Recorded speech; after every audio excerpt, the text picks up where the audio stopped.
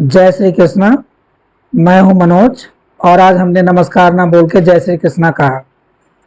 उसका कारण ये है कि आज पूरा भारत ही नहीं बल्कि पूरा विश्व जो है श्री कृष्णा जन्माष्टमी मना रहा है, यानी कि श्री कृष्ण भगवान का जन्म दिवस मना रहा है।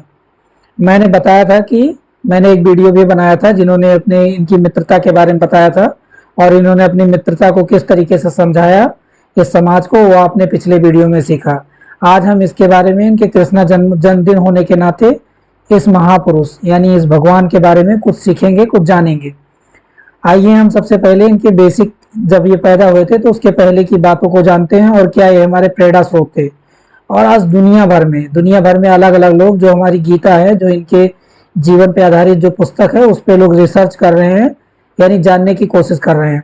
और बड़े बड़े मोटिवेटर जो इस पे बहुत सारे मोटिवेशन भी दे रहे हैं और वीडियो बना रहे हैं। तो आज हम जानते हैं कि क्या ये वाकई में एक मोटिवेटर थे, एक हमारे समाज के लिए एक मार्गदर्शक थे। तो इस चीज को जानते हैं और कुछ कुछ उदाहरण के थ्रू हम समझते हैं जो है। तो क्या हुआ, जब ये पैदा होने वाले थे तो उससे पहले पाप, पृथ्वी पे पाप बहुत ज्यादा बढ़ चुका था और कंस जैसे पापी पैदा हो चुके थे।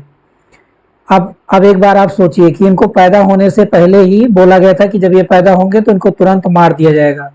अब इससे इससे बड़ी बात एक आदमी के लिए क्या हो सकती है। इससे भी हमें सीखने की जरूरत है कि जीवन में बाधाएं बहुत सारी हैं, लेकिन उसका भी इन्होंने सामना किया।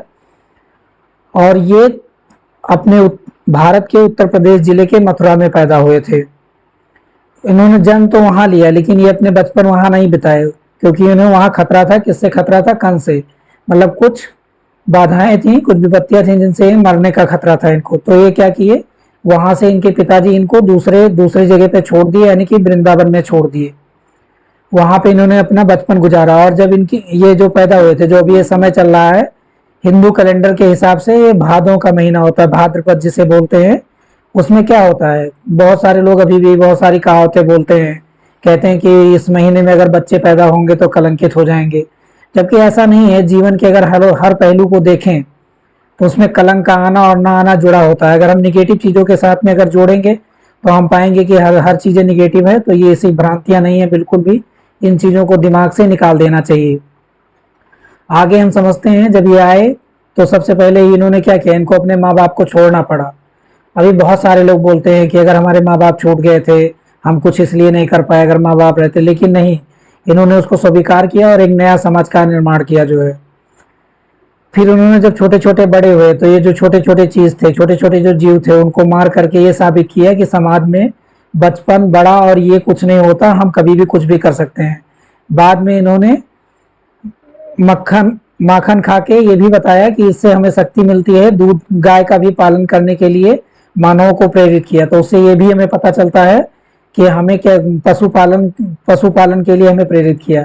लेकिन आजकल के लोग तो पशुपालन करना ही नहीं चाहते, क्योंकि काम करना ही नहीं चाहते। तो ये भी हमारे लिए एक मोटिवेशन है कि हमें इनसे सीखना चाहिए। तो हमारे सीखने के लिए बहुत बड़े स्रोत हैं। उसके बाद में फिर और इन्होंने क्या किया, इन्होंने पूजा पद्धतियों पे भी कुछ सवाल उठाए। इन्होंने बोला कि जो हमारे पास हैं, मीन जो हमारे देवतुल्य हमारे पास हैं, उनकी हमें पूजा करनी चाहिए, दूर वाले लोगों की पूजा नहीं करनी चाहिए। इन्होंने गोवर्धन की पूजा करने के लिए प्रेरित किया। यहाँ तक कि जो इंद्र थे वो नाराज हो गए, वो बोले कि हम वर्षा करा देंगे। तो उन्होंने क्या किया, गोवर्धन पर्वत को अपने हाथ पे उठा लिया और गांव वालों ने इनकी हेल्प की। तो इन्होंने क्या बताया कि जो अपने से बहुत दूर लोग रहते हैं वो बाद में काम आएंगे, जो अपने पास के लोग हैं वो पहले काम में आएंगे। इसीलिए बोलते हैं कि अपने पड़ोसियों से बिगाड़ के ना चलो। तो कृष्णा ने ये सब चीजें पहले ही बता दी थी, ये आज की बात नहीं है। उसके बाद में इन्होंने आगे चले और इन्होंने क्या किया कि महाभारत में क्या किया, गीता का ज्ञान दिया जो है। लेकिन वो गीता का ज्ञान उस समय किसी को सुनाई नहीं दिया था। केवल 4 लोग ही ऐसे थे जिन्होंने बोला और अर्जुन ने उसको सुना। और संजय ने, जो वहां के राजा थे, वो विकलांग थे तो वो कुछ देख नहीं सकते थे। तो उन्होंने इनसे, भगवान कृष्णा से शक्ति मांगी थी कि हम कैसे सुने। तो उनको भी उन्होंने प्रेरित किया जानने के लिए कि मतलब कैसे सुना जाए। और इन्होंने बहुत सारी शिक्षा दी। आज उसी शिक्षा का लोग अध्ययन करते हैं जो है। उसके बाद में फिर इनके साथ में क्या हुआ, जरासंध, जो इनके ऊपर बार बार आक्रमण करता रहा, कई बार आक्रमण किया और वो हारता रहा और बार बार आक्रमण करते रहे। तो इन्होंने डिसाइड किया कि हमें अपनी जगह चेंज कर लेनी चाहिए। तो इन्होंने मथुरा से सारी जनता को लेकर कहाँ चले गए, द्वारिकापुरी चले गए। तो ये मैं आम लैंग्वेज में आप लोगों को बता रहा हूँ। ये हमारे लिए बहुत बड़े मोटिवेटर थे, प्रेरणा स्रोत थे, और इन्होंने समाज के लिए बहुत सारी चीज़ें सिखाई। तो आज के लिए वीडियो बहुत ज़्यादा लंबा नहीं करूँगा, एक ये रिमाइंडर था, और कभी हम डिटेल में इनकी एक एक चीज़ों को एज ए मोटिवेटर बता देंगे। तो अभी के लिए इतना ही। जय श्री कृष्णा।